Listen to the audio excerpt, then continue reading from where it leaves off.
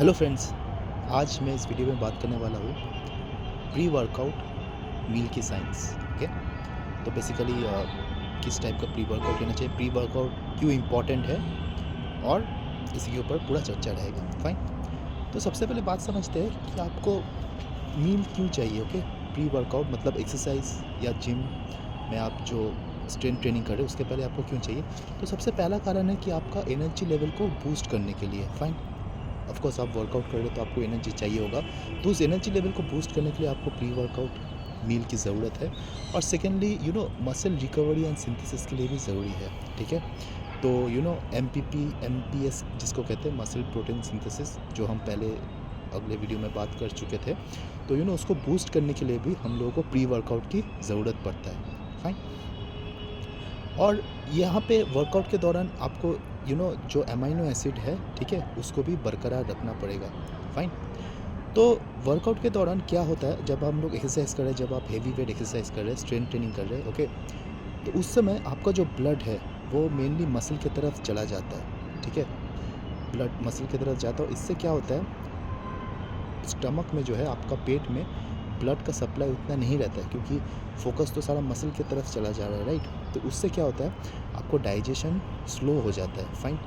और आपको तो पता ही अच्छे से कि अगर आपका डाइजेशन अच्छा होगा तो वो सारा मटेरियल्स बाहर निकलेगा इनस के थ्रू, और अगर आपका डाइजेशन अच्छा नहीं हुआ तो वो सारा चीज़ निकलेगा मुंह से, राइट, वॉमिटिंग जिसको कहते हैं। तो इसलिए पहला बेसिक प्रिंसिपल तो ये है कि वर्कआउट से पहले आपको एक लाइट मील लेना चाहिए। ठीक है, एक ऐसा मील लेना चाहिए जिससे आपको दिक्कत ना दे। ओके, तो बेसिकली आपको ये ध्यान रखना है कि आपका जो प्री वर्कआउट मील है वहाँ पे ल्यूसिन प्रोटीन का एक कंटेंट होता है, ल्यूसिन बोल के, वो आपका ज़्यादा रहे।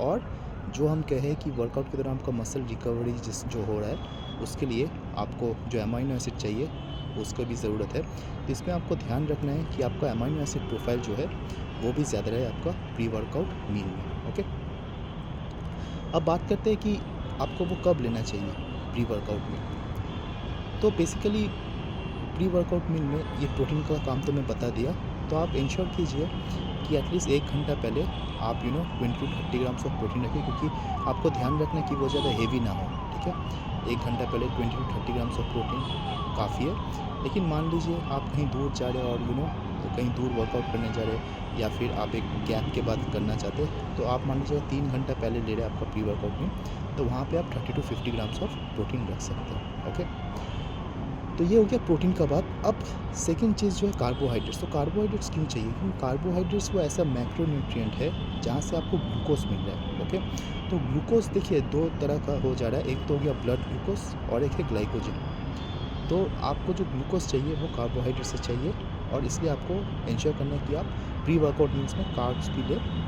अब इंश्योर कीजिए कि आपका जो कार्बोहाइड्रेट्स है वहाँ पे ज़्यादा फाइबर्स ना हो। ठीक है, देखिए मैं पहला रीज़न क्या बताया कि आपको इंश्योर करना है कि आपका प्री वर्कआउट में लाइट रहे, ताकि क्योंकि आपका पूरा ब्लड जो है वो फोकस चला जाता है उसका मसल की तरफ, तो डाइजेशन ऐसे ही स्लो हो जाता है। अब फाइबर्स में अगर आप कार्बोहाइड्रेट्स ऐड करेंगे, तो मैं पहले वीडियो में डिस्कस किया कि फाइबर्स जो है डाइजेशन को स्लो कर देता है, लेकिन वर्कआउट के समय हमको वो ज़रूरत नहीं है, राइट। अगर डाइजेशन स्लो होगा तो आप यहाँ पर समझ सकते हैं कि फिर से आपको अनईजीनेस फील होगा।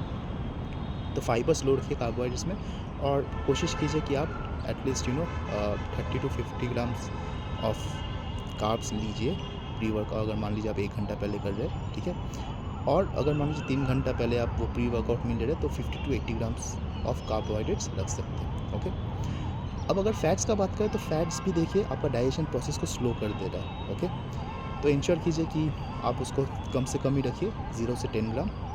तो ये हो गया आपका पूरा मैक्रोन्यूट्रिएंट्स, किस तरह से आप वर्कआउट जो मील ले रहे हैं प्री वर्कआउट मील, वहाँ पे किस तरह से आप कार्बोहाइड्रेट्स, फैट्स और प्रोटीन्स को रख सकते हैं। अब eight the end of the day आपको देखना है कि कौन सा चीज़ आपके लिए कन्वीनियंट है। ओके, आप ज़रूर यहाँ से एक्सपेरिमेंट कर सकते हैं, तो आप देख सकते हैं कि कौन सा खाना खाने से किस टाइप का प्रोटीन या किस टाइप का कार्बोहाइड्रेट कितना ग्राम लेने से आप कंफर्टेबल फील करें। But at the end of the day main चीज़ यही है, बेसिक प्रिंसिपल यही है कि आपके वर्कआउट के दौरान आपको डाइजेशन वहाँ स्लो होगा, राइट, क्योंकि ब्लड का सप्लाई मसल की तरफ है, और आपको इंश्योर भी करना है कि आपका मसल सिंथेसिस जिसको एमपीएस कहते हैं उसका भी रेट बरकरार रहे।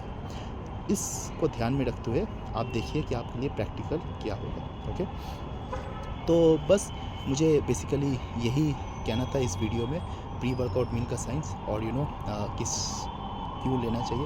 और कभी कभार ऐसे भी होता है, मान लीजिए कभी आपका नींद अच्छा नहीं हुआ, राइट। मान लीजिए जो लोग सुबह जा रहे हैं या फिर जो लोग शाम में जा रहे हैं, आपके पास बहुत टायर्डनेस है, राइट, आप बहुत टायर्ड फील कर रहे हैं, तो ऑफकोर्स मार्केट में एक अलग से प्री वर्कआउट बोल के भी कुछ होता है, तो बेसिकली वहाँ पे कैफ़ीन कंटेंट रहता है, ठीक है। तो डेफिनेटली अगर आपका नींद अच्छा ना हो तो उस दिन आप कैफ़ीन भी ले सकते हैं, ठीक है, ताकि वर्कआउट में आपको दिक्कत ना हो। बट ऑफकोर्स इंश्योर कीजिए कि ये एक डेली प्रैक्टिस ना रहे, जिस दिन एकदम ही एनर्जी नहीं है या फिर बहुत ही कम नींद हुआ, तभी उस कैफ़ीन का इस्तेमाल कीजिए, वो प्री वर्कआउट जो मार्केट में बिक रहा है, ठीक है। तो ओवरऑल यही मुझे बताना था इस वीडियो में, प्री वर्कआउट मील की साइंस और किस तरह से वो आपको हेल्प करता है और कितना क्वांटिटी में लेना चाहिए और क्यों लेना चाहिए।